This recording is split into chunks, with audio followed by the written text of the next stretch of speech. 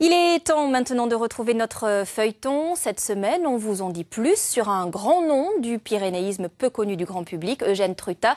Ses travaux, vieux de plus d'un siècle, servent de référence encore aujourd'hui aux scientifiques. Exemple avec ses clichés sur les glaciers du Val d'Aran, Marc Ratura et Pascal Comte. À Salardou, au refuge Rosta, Manel Rocher a un trésor. Un album photo qui ne sort qu'en de rares occasions. Il est allé jusqu'à Auch pour l'acheter lors d'une vente aux enchères. Il s'agit de tirages originaux à partir de plaques de verre de Maurice Gourdon. On y voit les premières études menées par Eugène Trutat sur le glacier de la Maladeta. À cette photo, on peut voir les groupes de pyrénéistes.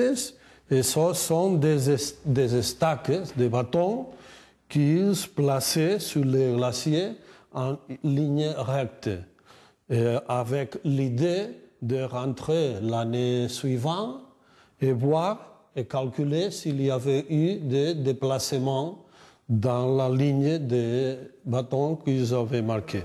Malheureusement, la méthode n'était pas fiable. Trutat a déduit de ses observations que le glacier progressait de 100 mètres par an, 10 fois plus qu'en réalité, mais son erreur s'explique. Sans doute, il ne devait pas les planter suffisamment profondément. Donc très rapidement, c'est piqué, tombé et peut-être se recoincer dans la neige plus bas et donc lui faisait croire que le glacier avait énormément avancé, quoi. Pierre René est glaciologue.